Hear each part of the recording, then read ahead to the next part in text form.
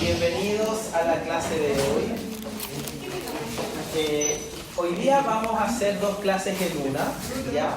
Como recién le comentaba a algunos de sus compañeros, vamos a tratar de que esto se libere a las 12 para que puedan relajarse un poquito antes de toda la tensión que hubo, ¿ya? De la prueba y lo que viene en la tarde. Hoy día vamos a comenzar hablando sobre algunas consideraciones nutricionales que hay que tener en cuenta ante un evento quirúrgico, prequirúrgico, ¿ya? Y la segunda parte de la clase, tipo 11:30, vamos a hablar sobre los regímenes básicos, ¿ya? Que es todos aquellos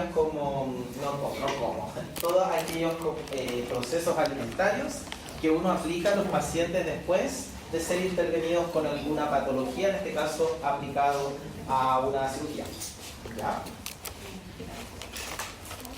Entonces, desde el punto de vista perioperatorio, la nutrición tiene objetivos súper claros que tenemos que ser capaces de aplicar y de tener en consideración cuando vamos a recibir a un paciente que va a ser sometido a una cirugía. De partida, minimizar el catabolismo, ¿cierto?, proteico con que tiene un balance nitrogenado negativo y evitar la inanición propia de un proceso previo a una cirugía, ¿ya? Tenemos que considerar que cuando un paciente es sometido a una cirugía, ¿ya?, ¿cierto?, estamos sometiéndolo a un proceso de estrés, ¿ya? Y de hecho vamos a hablar un poquito más adelante que incluso es más allá del proceso en sí de la cirugía, del momento de la cirugía, esto ocurre también un poquito antes, ¿ya?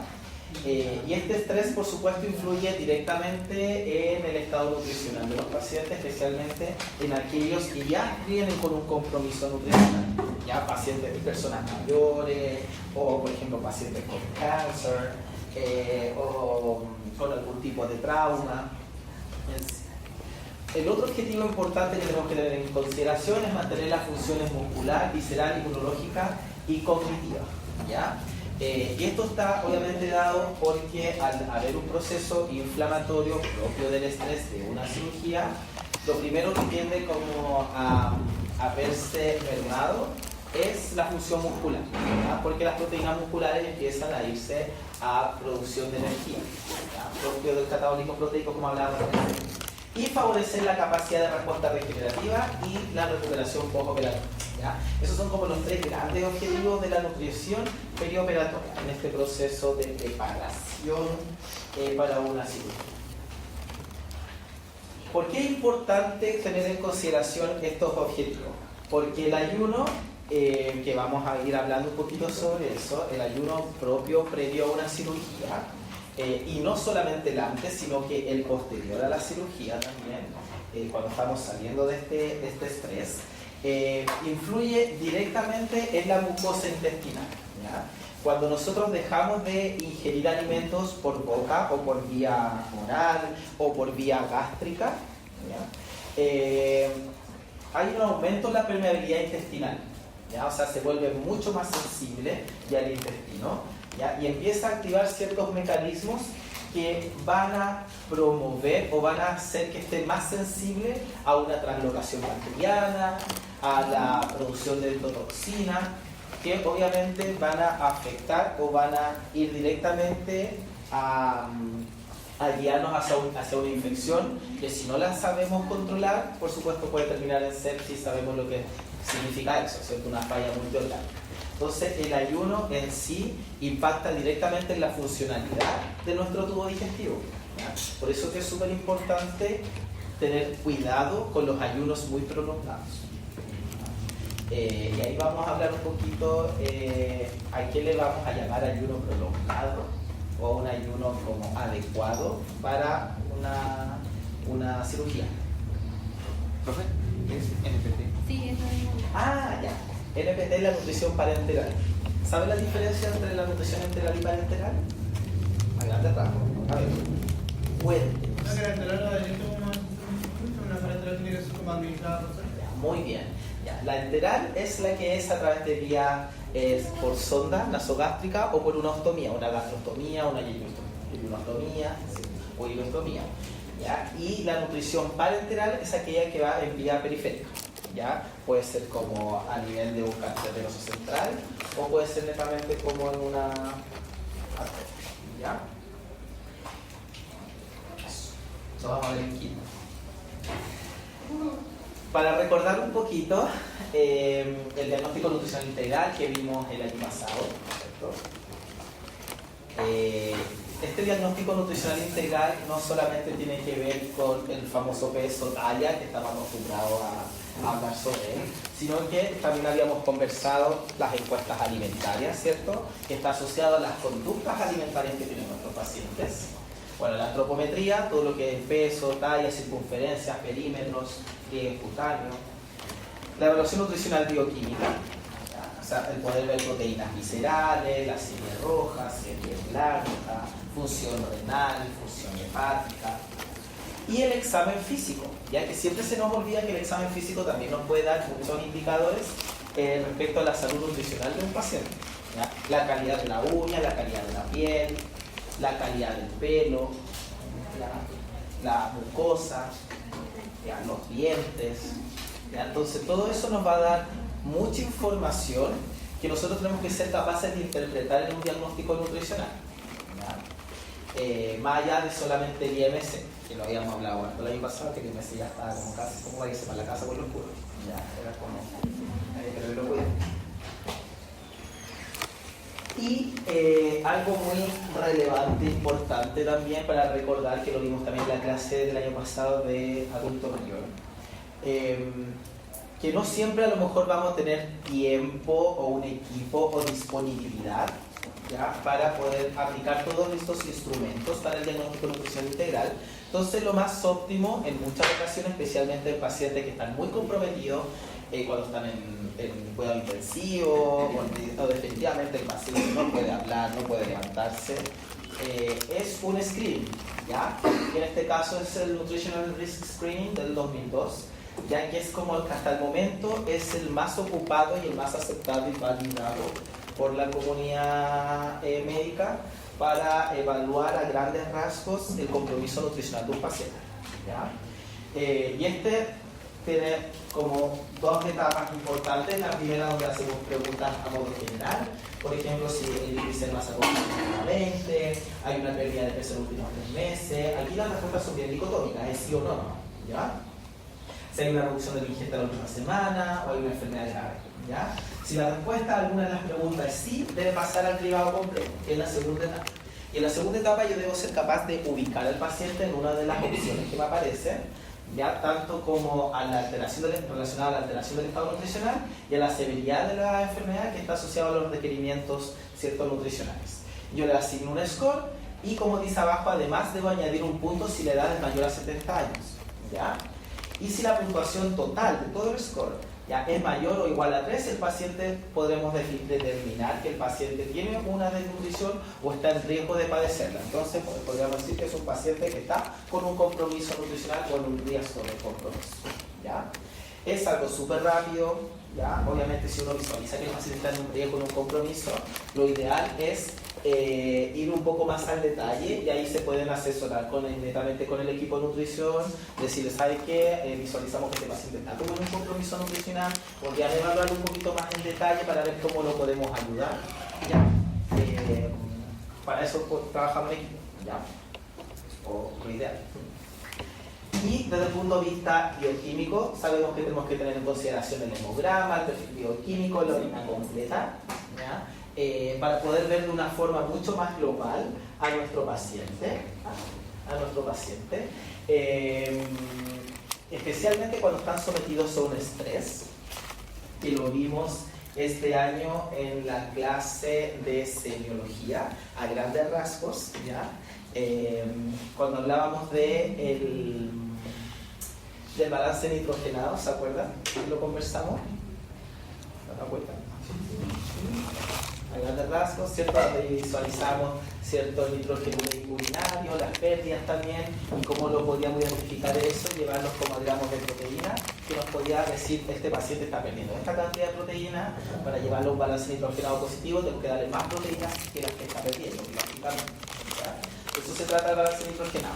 Esto es súper importante lo que les estoy diciendo porque cuando pasen por el OSLA en algún momento, o por el OSCA, les encanta preguntar eso. ¿Ya? Me lo han dicho muchas veces, oye, háblale sobre el balance nitrogenado, ya, okay, ¿ya? Y como yo les mencionaba al principio, si bien hay cirugías que pueden ser electivas, como no, ¿ya? En general todas las cirugías implican un estrés, ¿ya? Y por eso que tenemos que ser cuidadosos al momento de identificar cuando un paciente está con un compromiso nutricional, ¿ya? Y cuando nosotros identificamos que un paciente está con un compromiso nutricional, no solamente nos quedamos con esa foto de la evaluación que hacemos en el momento, sino que también tenemos que ser hábiles para hacer un seguimiento de ese paciente, ¿ya? Y si este paciente a lo mejor en este primer screen, en esta primera evaluación, estaba bien nutricionalmente, igual tengo que asegurarme que posterior al proceso quirúrgico también debo de alguna forma en el seguimiento hacerle una nueva evaluación nutricional, ¿ya? Y si ya definitivamente nosotros vamos visualizando que es lo que hablábamos recién, que hay una ingesta oral disminuida y menor probabilidad de tolerar la alimentación enteral, ya sea por sonda o por una ostomía, tenemos que ya empezar a pensar en una nutrición parenteral, ¿ya? Igual, ojo que la nutrición parenteral tampoco es como llegar y decir, ya, este paciente no puede ingerir por boca, no sé qué más, vamos a aplicar nutrición parenteral. Igual tenemos que identificar si el paciente tiene un riesgo inmunológico, porque la nutrición parenteral igual tiene un riesgo de infección grave, ¿ya? Porque al final estamos generando un acceso directo, ¿ya? Como a nuestro sistema circulatorio. Entonces, igual no cualquier paciente puede ser sometido a nutrición parenteral. Si está muy comprometido, hay que tener cuidado. Profe, personas que tienen varices esofágicas, ¿se les puede colocar una sonda? Mira, hay varios criterios que lo vamos a ver después más adelante en quinto, pero hay varios criterios para seleccionar la vía enteral, ¿ya? Por ejemplo, que se estime que va a estar más de 3 meses, por ejemplo, o más de 6 semanas. En realidad, como no son 3 meses, son 6 semanas, más de 6 semanas como con sonda, ahí se estima que el paciente debería tener una ostomía, ¿ya?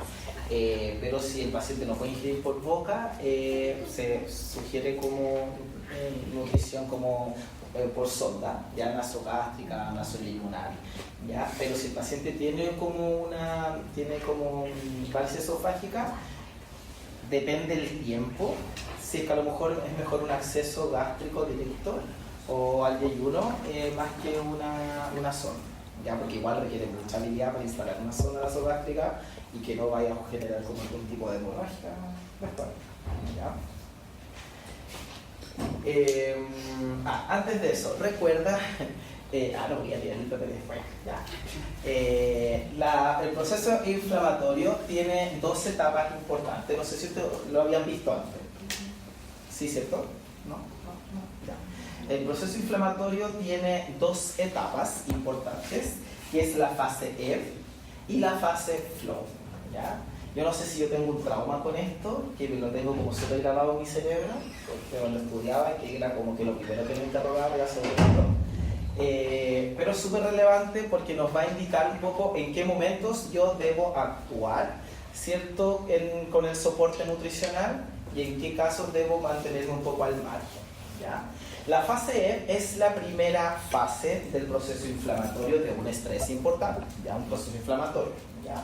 Que se le llama como también de choque o de inflamación directa. Y aquí hay una disminución de la perfusión tisular, hay una disminución en la velocidad metabólica, o sea, el metabolismo baja mucho, o sea, hay un hipometabolismo, disminuye, ¿cierto?, el consumo máximo de oxígeno, o sea, también hay una hipoventilación, disminuye la tensión arterial y disminuye la temperatura, ¿ya? O sea, son estos pacientes que van a tener un shock tan grande que de alguna forma, para que se entiendan como fácil, es que casi que el cuerpo se está preparando para el salto que se va a pegar. Es como el impulso que se va a pegar el cuerpo para el proceso inflamatorio que viene. Por eso que baja tanto el metabolismo, ¿ya? Cuando uno está, por ejemplo, en una UCI quemados, ¿ya? Y el paciente viene recién como se bajó de la ambulancia y literal lo metieron a la UCI, ¿ya? Cuando está en esa etapa, estamos recién en una etapa de hipoventilación, de hipometabolismo, el paciente viene súper deprimido. Entonces, ¿qué es lo que se hace muchas veces cuando el paciente está como en esta etapa recién, como todavía como muy deprimido metabólicamente? Se les baja la temperatura en estas cámaras hipotérmicas, no sé si las han visto, ya en estas camas, ¿no? ¿Nunca las han visto? No, no creo. ¿Ya? En algunas clínicas, en realidad acá en San Camilo no hay, pero en algunas clínicas o hospitales como más grandes, tienen unas camas que son camas para enfriar a los pacientes, literal se enfrían los pacientes, ¿ya? Cuando están en un proceso como en esta etapa de la fase E, al paciente se le baja aún más la temperatura y se le somete a un coma inducido, ¿ya? Para prepararlo y preparar el equipo y todo lo que significa el soporte, que significa después cuando vamos a ir sacando al paciente del coma inducido, ¿ya? Y vamos a volver como a la temperatura normal, llevándolo un poquito controlar esta etapa de la fase flow, que es la que viene después, ya que es la parte más reactiva de la inflamación, que es cuando hay un hipercatabolismo, ¿ya? Donde hay un aumento de los glucocorticoides, hay un aumento del glucagón, hay un aumento de las catecolaminas, producción de proteína. Netamente aquí es el salto grande que se pega el metabolismo para, ¿cierto?, tratar de reparar este daño, esta inflamación gigante que tiene, ¿ya?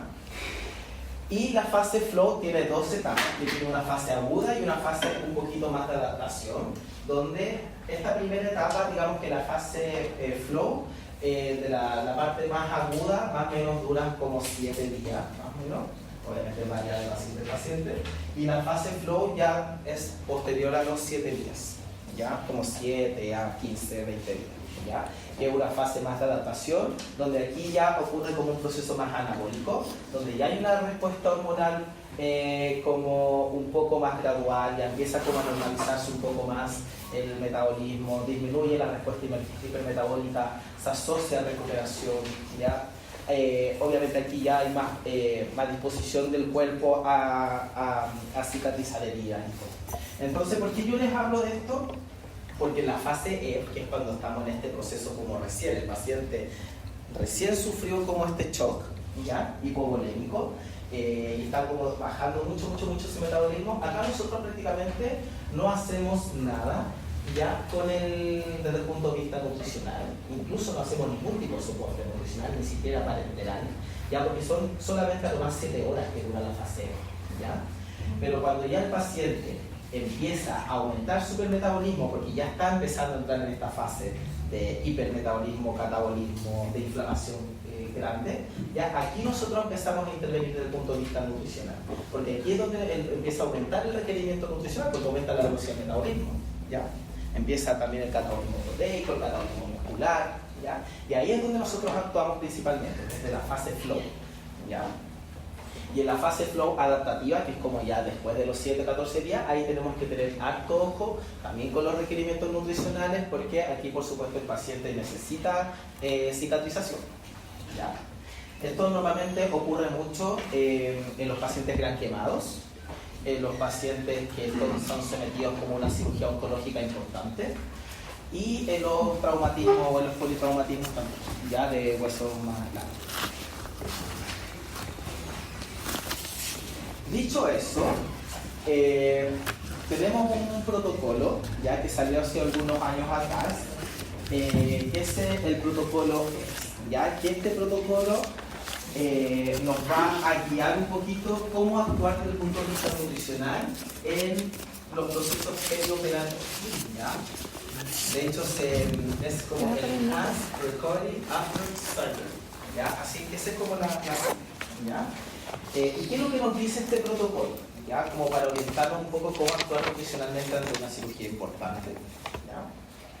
De partida, como dice ahí, el ayuno preoperatorio prolongado, respuesta metabólica al estrés y resistencia a la insulina postoperatoria son cosas que van a ocurrir sí o sí en estos pacientes, ¿ya? ¿Qué significa eso? Que cualquier cirugía, aún así sea electiva, mucho ojo con eso, constituye un traumatismo para el paciente y desencadena una respuesta refleja automática, ¿cierto?, mediada por el sistema nervioso autónomo, lo que hemos visto, ¿cierto?, en fisiopatología, por el sistema endocrino, ¿ya? Y este va a aumentar, ¿cierto?, la producción de catecolaminas, glucocorticoides, o sea, el proceso inflamatorio como tal que sabemos que ocurre, ¿ya? Pero ¿qué ¿Qué implica esto? Ya que tengamos como este proceso inflamatorio. Que esta respuesta integrada que ocurre en nuestro cuerpo para poder dar cuenta de este estrés al que está siendo sometido se conoce como respuesta metabólica al estrés y se caracteriza por modificaciones en el tono cardiovascular, patrón respiratorio, como yo les mencionaba recién, difusión gastrointestinal, depresión inmune, reacción inflamatoria, ¿ya? Y lamentablemente este proceso inflamatorio induce directamente a una resistencia de insulina postoperatoria compensatoria, que se llama, ¿ya? ¿Por qué se llama que ocurre como esta resistencia de insulina postoperatoria compensatoria? Porque al aumentar las catecolaminas y las citoquinas proinflamatorias, ¿se acuerdan cuáles son las citoquinas proinflamatorias?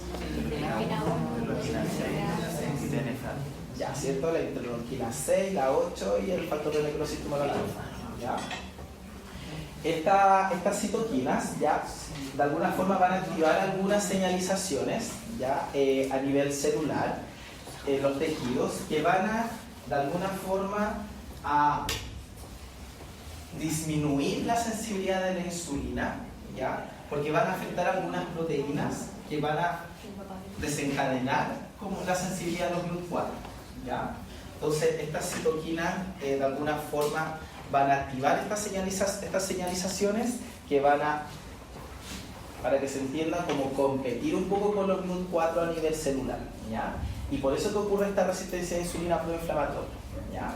¿Cuál es el problema? Que hay una resistencia a insulina proinflamatoria y claramente la energía, como sabemos, la glucosa que debería llegar a las células para los procesos de reparación no va a llegar adecuadamente, ¿ya? Y obviamente el proceso de reparación, de recuperación va a ser más lento, ¿ya? Entonces, más allá del aumento del metabolismo, de los requerimientos nutricionales, claramente va a afectar también esta resistencia de insulina compensatoria posterior a una cirugía o a cualquier evento de estrés, ¿ya? No solamente de cirugía, ¿ya? Sino que estamos hablando también como de los gran quemados, cáncer, politraumatizado, ¿ya? Y si bien esta resistencia a la insulina, como hemos visto, ocurre, ¿cierto?, en este proceso como propio del estrés, también ocurre, se ha visto que ocurre un poquito antes cuando el paciente ya está siendo sometido a un ayuno muy prolongado, ¿ya? Entonces hay que tener harto cuidado con las horas de ayuno que nosotros vamos a sugerir previo a una cirugía en nuestros pacientes.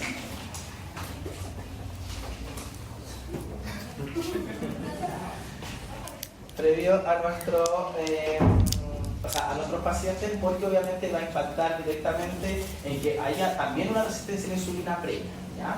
De hecho, acá se habla como que en un estado de ayuno de más de 16 horas ya empieza a producirse este ayuno, o sea, esta resistencia a la insulina, ¿ya? O sea, no solamente cuando ocurre este proceso de estrés tenemos esta resistencia a la insulina compensatoria, sino que cuando tenemos un ayuno muy prolongado, ¿ya?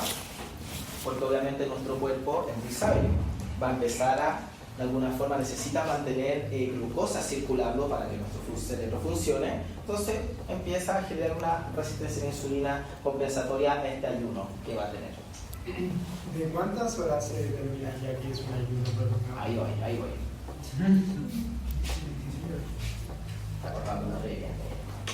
Bueno, esto es lo que les mencioné todo el rato, ¿cierto? Como que este protocolo ERAS propone algunas estrategias preoperatorias, intraoperatorias, postoperatorias, ¿ya? Desde el punto de vista preoperatorio nos propone algunas ideas respecto a las horas que sugiere de ayuno, ¿ya? Por ejemplo, indica que se debe permitir la ingesta, esto pregunta, ¿verdad? La ingesta textual.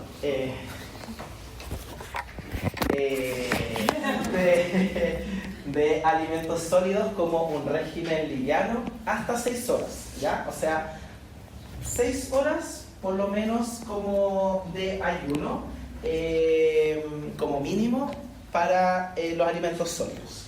Y para los alimentos líquidos, tecito, café, infusiones, juguitos, 2 horas, ¿ya? Ahora, esto también estamos hablando de una cirugía quizás no digestiva, ¿ya? Porque cuando vamos a someter a un paciente a una cirugía digestiva, ¿cierto? Como, no sé, una cirugía bariátrica, o directamente como alguna gastrostomía propio de un cáncer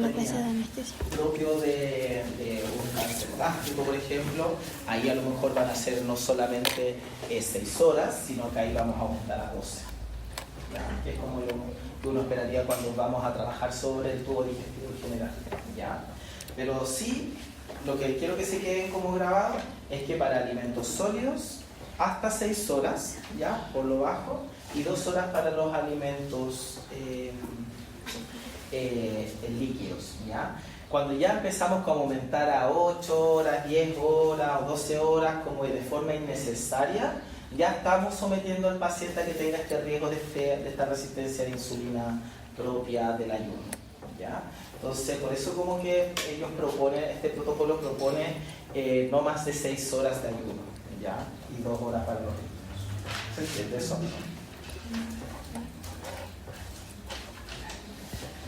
Ahora, 6 horas de ayuno para sólidos, 2 para líquidos, claro, se consideran adecuadas para reducir este riesgo, ¿cierto? Y asimismo, este régimen disminuye el tiempo de recuperación y el estado catabólico asociado al ayuno, ¿ya? Netamente es por eso, ¿ya? Para evitar el mayor catabolismo netamente propio del proceso de ayuno. ¿Ya? ¿Ah? Por ejemplo, de hasta 2 horas antes líquidos. ¿Cuál es el límite en cantidad? Porque yo supongo que, no sé, no me puedo tomar 2 litros 2 horas antes, ¿o sí? Mira, insisto, depende mucho como al tipo de cirugía que va a ser sometido el paciente, porque si está asociado como a tubo digestivo, en general como que tú no le dejas tomar solamente como algo de líquidos, casi como con el algodón, ya como dentro de las 12 horas, ya. Pero si no, puede ser, por ejemplo, no más de medio litro, ¿ya? También obviamente va a influir mucho el balance hídrico que tenga el paciente, porque si un paciente ya está deshidratado previo a la cirugía, tú no vas a esperar que llegue deshidratado a la cirugía, ¿ya? Pues igual depende cómo tú lo vayas preparando, ¿ya? Por eso es que es como que es una evaluación súper integral que uno hace con los pacientes prequirúrgicos cuando se someten a una cirugía mayor, por supuesto, pues ya si se va a sacar un lugar no le pone un color, ¿ya? Pero sí cuando se someten a anestesia, importante, ¿ya? Y hay que verlo de forma integral, el balance hídrico, el balance nitrogenado, el balance energético y todo lo que implica también el diagnóstico evolucionante con todas las evaluaciones, ¿ya? Eso respecto como a lo que hay que considerar previo a una cirugía, ¿ya?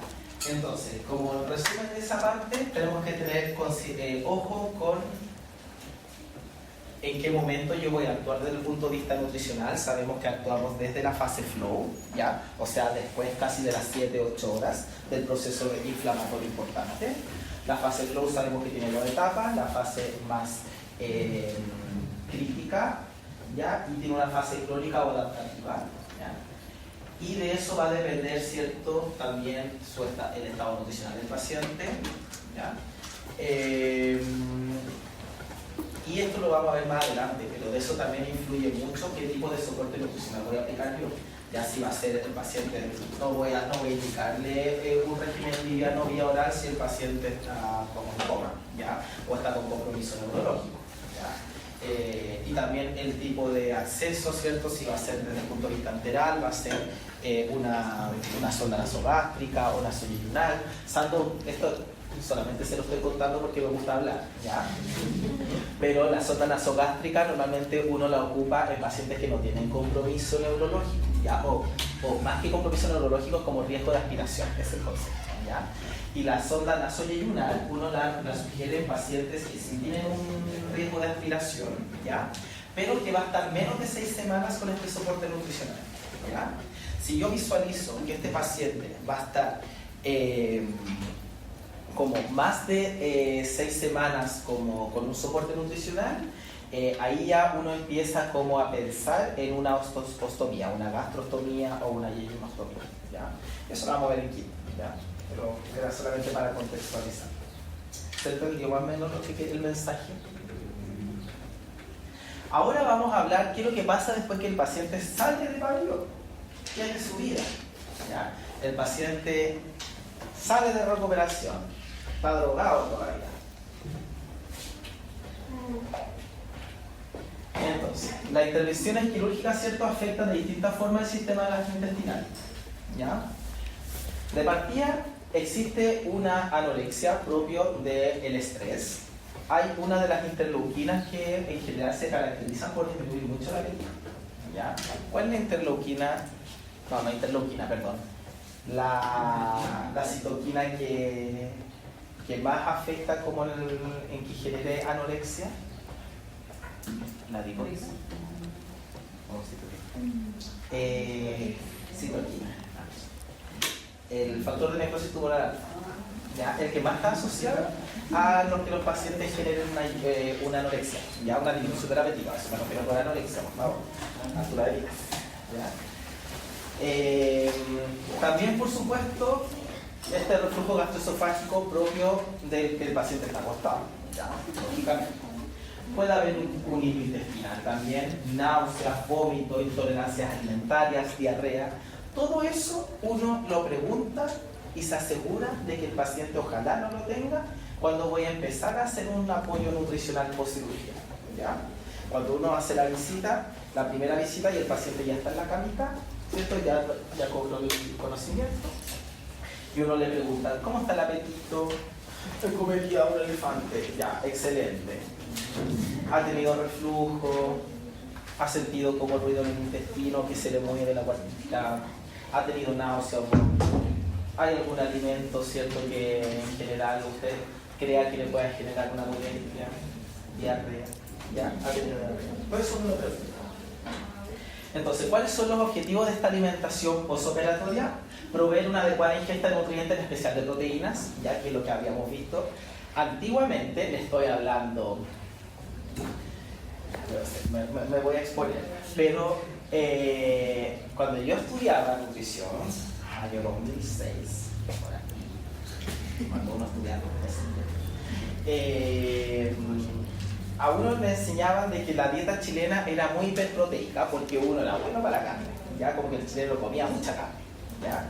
Pero actualmente esa tendencia cambió, hace hartos años ya. Actualmente nuestra dieta es súper hipoproteica, ¿ya? Bueno, no por nada venden alto suplemento también whey protein y cositas, ¿ya? Porque nuestra dieta ha sido, bajó mucho el consumo de carne en nuestro país, ¿ya? Por todas las tendencias alimentarias de alimentación anclada. Está muy cara la carne.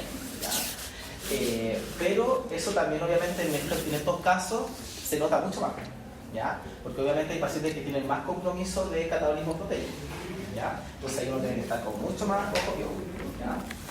Tenemos que favorecer la cicatrización en el postoperatorio inmediato, procurar una hidratación adecuada. Los pacientes en general, cuando salen de cirugía, salen con mucha sed, ¿ya? Entonces, obviamente, si el paciente ya está con un balance hídrico negativo previo, vamos en riesgo de que el paciente se nos deshidrate sí o sí post cirugía, ¿ya? Y minimizar la pérdida de masa muscular, ¿ya? Que es como lo que más se va a ver afectado en estos pacientes. Ahora, el régimen prescrito es indicado, y esto voy a ser súper majadero con esto, el régimen de alimentación no lo prescriben las nutricionistas, los nutricionistas, no estoy contando, los nutricionistas, ¿ya? Lo prescriben los médicos, ¿ya? Es el médico el encargado de prescribir todo, ya ustedes saben que prescriben todo, ¿ya? Hasta el régimen nutricional, ¿ya? Si bien los nutricionistas los podemos asesorar, apoyarles, sugerimos cosas, decimos, no, sé que están escribiendo pura tontería, ¿ya? Son ustedes los responsables, al final, como todas las cosas que siempre les han dicho, ustedes son responsables de todo, ¿ya? Y hay que tener en consideración ciertos factores, por ejemplo, el diagnóstico clínico, obviamente, ¿ya? La función digestiva, ¿ya? Porque yo no le voy a poner, ¿cierto?, como un régimen, ¿cierto?, de caviar al paciente, si a lo mejor el paciente literal está con un hilo intestinal y no mueve nada. El estado nutricional del paciente, obviamente muy importante, las recomendaciones y los requerimientos nutricionales de ese paciente, como veíamos en semiología, los hábitos alimentarios, especialmente ahora que hay muchas tendencias alimentarias y muchas intolerancias también, especialmente esta intolerancia al gluten no celíaco que sale también mucho, ¿ya? Y uno tiene que considerarlo. ¿ya? Y modificaciones en relación también al régimen normal, ¿ya? Las modificaciones que vamos a hacer sobre esta alimentación, ¿ya? Que aquí viene el concepto de los regímenes básicos, ¿ya? Que esto es como el puntapié inicial para la alimentación de un paciente con alguna patología. Entonces, ¿qué son los regímenes básicos? Los regímenes básicos y las prescripciones dietéticas constituyen un elemento terapéutico, ya sea como forma primaria de tratamiento o como complemento de otro agente terapéutico, ya sea farmacoterapia y todo lo demás, ¿ya? Y la dieta, ¿ya? Son todas aquellas modificaciones que tiene la dieta asociadas como a los contextos de cada paciente.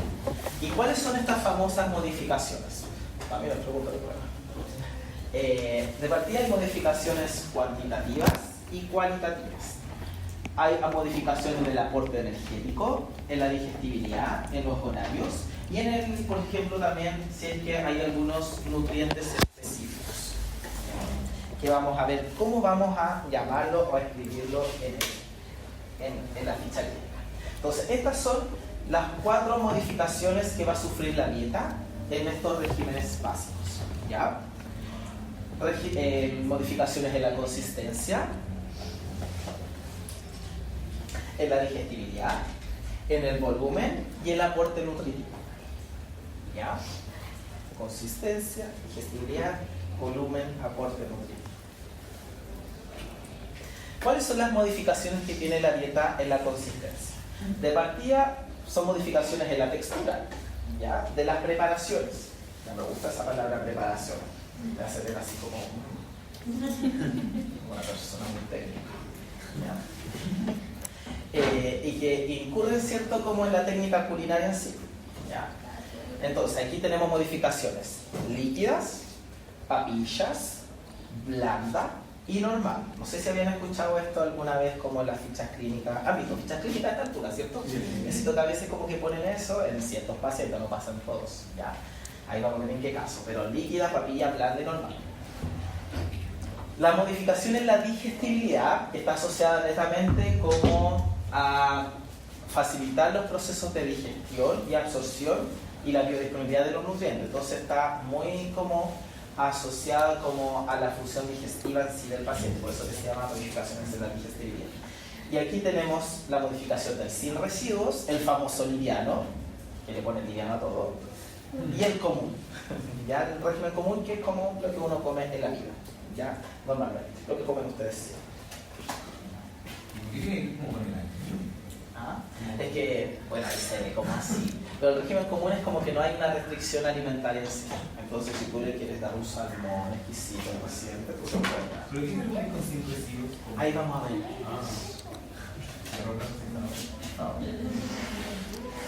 Bueno, y la modificación en el volumen. ¿A qué se refieren con la modificación en el volumen? Si es que yo voy a dar como volumen normal, habitual, ¿ya? O si lo vamos a dar de forma fraccionada, o sea, en pequeñas cantidades con más frecuencia, ¿ya? Que también es otra modificación, porque depende mucho de la capacidad gástrica del paciente, ¿cierto? Si el paciente tiene apetito o no tiene apetito también, ¿ya? Son muchas las variables que influyen si uno se lo da como en un régimen habitual de 4 comidas, o si se lo da de repente como en 8, en 4 comidas principales y como con 4 colaciones más, ya el paciente va a puro comer al hospital así. Y las modificaciones en el aporte nutritivo, ¿cierto? Que están asociadas, ¿cierto? Cuando nosotros ya tenemos claro cuál es el estado nutricional del paciente. Y aquí están como estos prefijos de lipo, normo o hiper, ¿ya?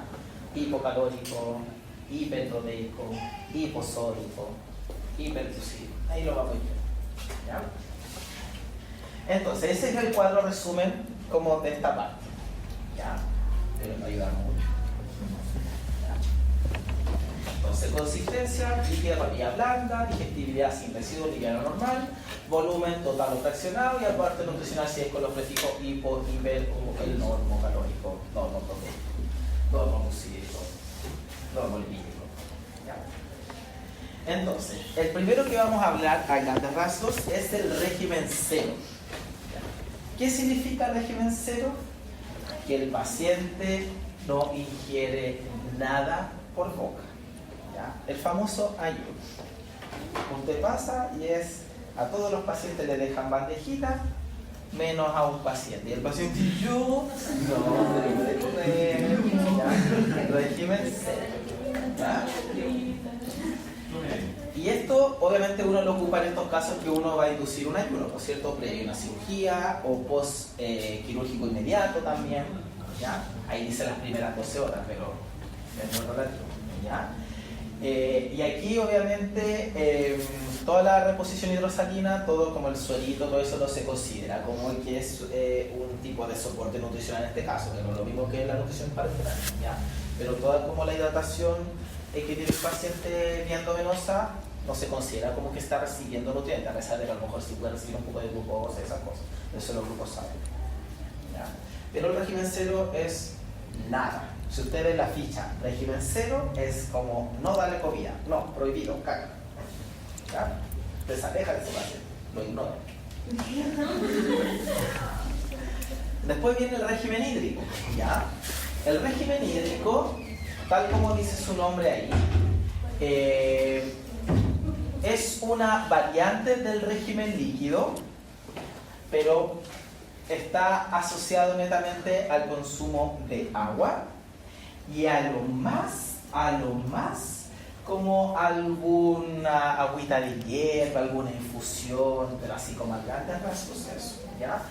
Normalmente, ¿en qué casos uno lo indica? ¿Ya? En postoperatorios inmediatos, ¿ya? Cuando hay, bueno, ahí dice estado infecciosos agudos, ya también, ¿no es cierto? Y en cuadros diarreicos, ¿ya? Cuando el paciente se está yendo por el baño y se nos está deshidratando, uno dice, tome agua, mucho régimen hídrico, agua, ¿ya? El aporte nutritivo es casi nulo, solamente como una cantidad mínima de hidrato de carbono, si el edulcorante utilizado glucosa, azúcar o no azúcar, ya como para darle un poquito como de energía, pero no como para que se levante, sino como para que no se duerma. Pero solamente eso, netamente tiene un foco de hidratación, ese es como el objetivo. Luego tenemos el régimen líquido, que tenemos el régimen líquido simple y el líquido completo. En general, el líquido simple es un poquito más complejo que el hídrico, ¿ya? El líquido simple, por lo general, el paciente no solamente toma agua, sino que también, por ejemplo, infusiones, jaleas, algunas sopas, ¿ya? Y en una dieta líquida normalmente se ocupa, por ejemplo, para preparar a los pacientes previo a una cirugía intestinal, en una fase de recuperación de una cirugía abdominal y en otras como enfermedades asociadas, por ejemplo, las mismas gastroenteritis, ¿ya? El régimen líquido simple en general es como no más de jaleíta, infusiones, cuando el paciente en sí, desde el punto de vista de la digestibilidad, no puede como consumir alimentos más sólidos, ¿ya? Pero el régimen líquido completo, aquí ya uno empieza como a aumentar un poquito, como pierde un poquito el objetivo de la digestibilidad, sino que está asociado cuando el paciente, por alguna variable, no puede consumir vía oral. Por ejemplo, hay un traumatismo maxilofacial, o netamente tiene como alguna alteración gastroesofágica que le impide como consumir alimentos más sólidos. Y aquí, por ejemplo, si el paciente no tiene como alguna molestia importante gastrointestinal, puede, por ejemplo, tomar caldos, cremas, yogur, jalea, cereales. La leche también se considera parte del régimen líquido completo, siempre que el paciente pueda tolerar la leche, ¿ya? Obviamente, ¿ya? Pero netamente el régimen líquido general uno lo ocupa en pacientes que por alguna razón no pueden como consumir cosas por vía oral, o cuando hay un compromiso gastrointestinal, como hablábamos recién, previo a una cirugía o posterior a una cirugía, ¿ya? Uno a veces tiende a confundirlo como con el régimen hídrico. El régimen hídrico netamente tiene un foco de hidratación, ¿ya? El régimen líquido, si bien no busco que el paciente se aumente de peso con un régimen líquido, ahora sí toma coquitas, pero el objetivo principal es que el paciente estimule el tracto gastrointestinal, ¿ya? Y luego, ya si vamos avanzando, no significa, mira, yo voy a hacer una salvedad, pero no significa que todos los pacientes pasen como por un régimen cero, un régimen hídrico, líquido completo y así, ¿ya? Obviamente hay pacientes que pueden saltarse todo esto, ¿ya? Y llegan directo a un régimen liviano, ¿ya? Por ejemplo, en la maternidad uno como que no siempre parte como con el régimen cero, el líquido, el hídrico, sino que en realidad hay excepciones. Por ejemplo, en esos casos uno le tira el régimen liviano nomás, incluso si no hay un problema importante gastrointestinal, régimen común damos la mater. ¿Ya? La señora salía del parto y vamos echando el pollo con papas fritas. ¿Han visto esos videos de las maternidades cuando la señora está como con una coca en la pechuga y la otra con una hamburguesa? Literal, eso pasa en la plan, por eso. Pero sí, por ejemplo, cuando ya obviamente pasan por una cirugía importante donde hubo un compromiso de anestesia grande, obviamente hay un riesgo también como de náusea, vómito, alguno incurre como en estas progresiones. ¿En pacientes separados que tienen disfagia solamente se les da el régimen líquido? Sí, mira, depende como la evaluación, porque un paciente con disfagia, claro, un régimen líquido como que suena lo más apropiado. ¿Ya? Ahora, si un paciente con una disfagia como muy importante y va a ser muy largo el proceso y una persona muy mayor que además más encima a lo mejor tiene como un compromiso del estado de conciencia, ¿ya? Ahí a lo mejor ya uno incurre como en nutrición enteral. ¿Qué es lo que es el régimen liviano? Mucho, porque hay diferencias con el régimen sin residuos. El régimen liviano hay una restricción máxima de la grasa saturada y de alimentos meteorizantes o irritantes de la mucosa digestiva, ¿ya? O sea, son aquellos alimentos que de alguna forma van a generar como que uno ande como inflamado, ¿cierto? O que se irrite un poquito la mucosa gastrointestinal. ¿Cuáles son las modificaciones? Por supuesto, si hacemos modificaciones en la consistencia y en este caso la digestibilidad, líquido liviano, papilla liviana o el blando liviano que es el que uno siempre ve en el hospital. ¿Ya? Blando. ¿Ya? Que todo va a depender también, ¿cierto?, de la digestibilidad del paciente. Hay muchos alimentos permitidos, pero básicamente los alimentos con los que hay que tener consideración, por ejemplo, las verduras van todas cocidas y en el régimen liviano. Otra cosa importante, las carnes que se aplican acá son carnes magras, son carnes grasas. Todo lo que es la fruta también va cocida, en formato compota por lo general. El aceite que se aplica en las preparaciones es crudo, ¿ya? Uno no cocina con aceite, sino que se aplica crudo al final, como la papilla en las guaguitas, como así, ¿ya? Los líquidos, ojalá, ¿cierto? Nada que tenga gas, obviamente no hay bebidas acá. Se repite como el agua de la misma cocción de la fruta, agua mineral sin gas, jaleas, ¿ya? El huevo solamente la clara, ¿ya? No la yema, ¿ya? De los lácteos, solamente yogur, quesillo, que por lo general tiene menos lactosa, se tolera mejor que la leche en sí. Y la leche en sí tiene que ser descremada o semi-descremada como más, ¿ya? No leche entera porque tiene más grasa, ¿ya? Entonces claramente va a generar mayor como inflamación en el paciente. ¿Cuáles son los pacientes que están prohibidos? O sea, los pacientes, perdón, los alimentos que están prohibidos. También, ¿cuáles son los alimentos más prohibidos? Obviamente todos aquellos que vayan a irritar la mucosa gastrointestinal. Todo lo que tiene condimentos, todo lo que tiene grasas, ya en exceso por supuesto, lo que tiene gas, ya, por ejemplo las legumbres uno podría darle en estos pacientes, dependiendo si el paciente como que lo puede tolerar o no, pero solamente pasadas por sedazo, ¿ya? O como uno le dice a los pacientes como por... ¿cómo? Sería sin piel para que no le dé... Claro, como sin piel, como uno la pasa como por el colador y queda como formato papillita, como que uno la pasa por la Thermomix, por la licuadora, y después como que uno la pasa como por el sedazo, como para sacar el rollito. ¿Ya? Entonces queda como una papilla más suave, porque al final en el pellejo, la piel de la legumbre es la que genera esta inflamación, ¿ya? Y todos los alimentos que en general tienen mucha grasa y condimentos son los que quedan fuera del régimen liviano, ¿ya? A diferencia, bueno, ahí les puse como un poco como alguna opción para que después la vean, ¿ya? Pero la gran diferencia con el régimen sin residuos es que aquí la restricción está en la fibra, ¿ya? Además, cierto, quizás de la grasa, pero principalmente de la fibra, los alimentos que tienen lactosa, ¿ya? Pero aquí, a diferencia como del liviano que uno como que evita que la mucosa gástrica se irrite, aquí buscamos como que estimule en exceso el tracto gastrointestinal. Por eso que sacamos la fibra, ¿ya?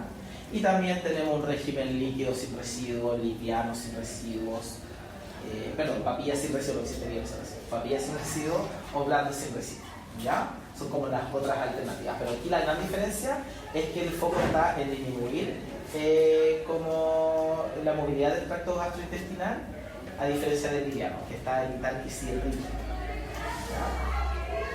¿Cuáles son los alimentos que están permitidos?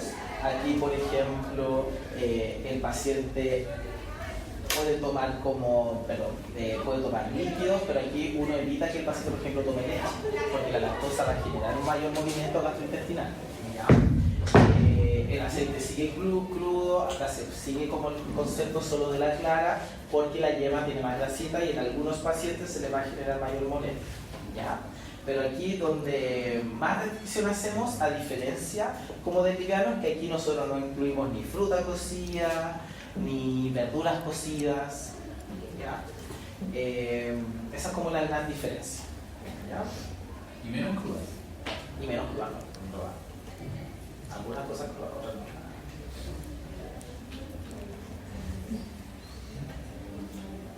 Bueno, ahí salen los alimentos prohibidos: leche, queso, carnes enteras y grasas, cecinas, embutidos, ¿ya? Legumbres, las mantequillas, las cremas, ¿ya? Porque la grasa al final, además de que irrita la mucosa gástrica en el régimen liviano, aquí también genera como una movilidad del intestino, ¿ya? El aceite cocinado, todo eso está como... Entonces, la gran diferencia con el liviano es que el liviano busca evitar, ¿cierto?, que se irrite la mucosa gástrica, disminuyendo los alimentos que tienen grasas saturadas, ya hay condimentos, y en el sin residuos yo evito que se estimule demasiado el tracto gastrointestinal y elimino aquellos alimentos que tienen fibra. Esa es como la gran diferencia: grasa, fibra. Esa es como la gran diferencia. Ahí también les puse algunos como ejemplo de algunas indicaciones, ¿ya? Obviamente una papilla sin residuos yo se la voy a dar a lo mejor a un paciente, ¿cierto?, que está con una indigestión, una diarrea, ¿ya?, y que tiene problemas para masticar, ¿ya? Entonces yo se lo doy en forma de papilla, ¿ya? O el líquido, un paciente de repente que no tiene dientes o está con una disfagia, que a lo mejor le voy a dar un líquido, ¿cierto?, y si está con diarrea, obviamente sin residuos. Igual la disfagia, lo vamos a ver también en quinto, como en clínica de adulto, hay como grados y grados, pero depende también si a lo mejor yo le voy a dar algo líquido o le voy a dar netamente, también puede ser papilla, ya, muy variable. Y el régimen común, que es lo que comemos nosotros normalmente en nuestro día a día, para pacientes que no tienen ninguna dificultad en cuanto a la digestibilidad, ¿cierto? Y se distingue el régimen líquido, papillas y blandos comunes también, ¿ya? Porque las modificaciones en las consistencias están asociadas como al acceso al alimento y la de la digestibilidad a su absorción y digestión, ¿ya? Y aquí están todos los alimentos, por eso que ahí yo les puse un plato de legumbres, empanaditas, sería maravilloso poder ir a los pacientes con empanaditas para fiestas patrias, a los que están hospitalizados ahí, una chicha, ahí, todo descompensado. Se me ayuno en 800. Y la prescripción de técnica. Como nosotros ya sabemos cuáles son los regímenes, las modificaciones que tienen, ¿cómo yo voy a prescribir? De partida hay un orden relativamente lógico. Lo primero es nombrar la consistencia, ¿ya? Si es líquido, papilla, blando o normal, ¿ya? Entonces, por ejemplo, yo tengo un paciente que va a decir, ya, régimen blando, ¿ya? No, tampoco que le voy a poner un trozo de carne que se va a masticar, ¿ya? Régimen blando, ¿ya? Luego me voy a preocupar de determinar la digestibilidad, es decir, residuos livianos es común, ¿ya? Entonces, por ejemplo, ya un paciente que es diabético, yo le voy a dar un liviano, ya, porque el común puede comer de todo, ya, el común puede tomar coquita, ¿ya? Comer mucho pancito, ¿ya? Entonces, régimen, por ejemplo, blando liviano. Luego vienen las características cuantitativas, ya, asociado como al valor nutricional. Por ejemplo, a las calorías, a los macronutrientes, micronutrientes, nutrientes específicos. Por ejemplo, si el paciente es normocalórico, que está asociado al requerimiento nutricional, al hipercalórico, ¿ya? O hipocalórico, también, ¿ya? A los macronutrientes, si necesita mayor aporte de nutrición de proteínas, como hablábamos recién en el catabolismo del proceso de la cirugía, a lo mejor va a ser un hiperproteico, ¿ya? O normoproteico si a lo mejor no necesita un aumento demasiado elevado de proteínas. O si un paciente que de repente tiene una enfermedad renal crónica, que lo vamos a ver en el cuerpo, ¿ya? Puede ser hipoproteico también. Depende del tipo de nivel de etapa de la enfermedad renal. Y si tiene algún nutriente específico, por ejemplo, si yo voy a hacer una selección de hidrato de carbono, por ejemplo, en un paciente diabético, yo voy a poner a lo mejor restricción de hidrato de carbono simple, voy a favorecer los complejos, ¿ya? O también, por ejemplo, los ácidos grasos, ¿ya? Si voy a favorecer ácidos grasos esenciales o no esenciales, ¿ya? Todo eso uno va detallando como con los prefijos del hiper, hipo o no, ¿ya? Que está asociado como al valor nutricional, obviamente. Y después viene el horario, si va a ser normal o habitual, ¿cierto? De 4 comidas, o va a ser fraccionado, 4 comidas y 8 colaciones, o 3 colaciones, o 2 colaciones, ¿ya? Y el volumen, ¿ya? Si va a ser, por ejemplo, esto está asociado como el volumen como a los líquidos, como que siempre cuando hay restricción de líquidos como que uno lo especifica, ¿ya? Si no, es como redundante, ¿ya? Y aquí ya le pusieron color, y aquí yo cuando lo estaba haciendo yo dije, ya, se lo voy a poner, pero en realidad como que uno no ve esto en una ficha clínica, el médico no te va a poner si quiere que la comida esté templada, o si esté como calientita o fría, no, ¿ya? Pero obviamente si hay pacientes que sí les importa, obviamente ahí uno lo tiene en consideración, especialmente por ejemplo pacientes como de adenoma o de amigdalina, ¿ya? Entonces yo les puse un ejemplo, por ejemplo, régimen blando liviano, hipocalórico, hiperproteico, con selección de hidratos de carbono complejos, con selección de ácidos grasos monoinsaturados, hiposódicos, suplementado en omega 3, aumentado en fibra, suplementado en hierro y enriquecido en vitamina C, fraccionado en 4 comidas más 2 colaciones, volumen total aumentado de 3.000 cc al día, a temperatura templada. ¿Ya? Eso es como una prescripción dietética como ideal, ¿ya? Pero cuando usted esté en el hospital y uno como nutri va a hacer visita, y uno dice, ay, todavía no pasa visita, ¿ya? ¿Qué es lo que se fija uno? Que ya les comí el paciente. Que por favor no lo dejen régimen cero, ¿ya? O que esté en régimen cero, no, ¿ya? A uno le interesa la prescripción de la digestibilidad y de la consistencia, ¿ya? Lo demás nosotros lo vamos viendo normalmente según el estado nutricional, los requerimientos nutricionales del paciente. Ahora, si es muy evidente que hay que hacer una selección de algo en un paciente diabético o en un renal, obviamente ustedes lo pueden agregar a la prescripción, ¿ya? Pero no es necesario que sea como algo tan extenso, ¿ya? Pero sí es importante que la prescripción ustedes pongan la digestibilidad y pongan la consistencia, ¿ya? Todo si hay alguna modificación o una excepción, eso lo ponen ustedes como adición, ¿ya? Lo demás se da como por hecho. Entonces es importante que cuando uno hace la visita al paciente hay que identificar la presencia de malestares gastrointestinales, presencia de náusea, vómito, diarrea, considerar los mareos y la deshidratación y la progresión de regímenes básicos y la prescripción dietética, por lo que hablábamos recién. Tener en cuenta en qué etapa está el paciente, qué puede hacer con él. Ahí les puse como un ejemplo de la evolución, ya de cómo van progresando, ¿cierto? Como los regímenes, tanto como en consistencia como en digestibilidad. Como les mencionaba al principio, no es que pasen por todo, pero sí es importante conocer esa progresión.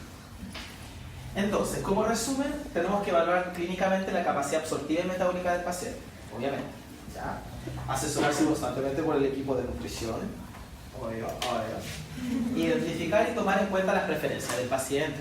Recuerden que todos los pacientes tienen preferencias distintas, tienen conductas alimentarias distintas. Perfil V.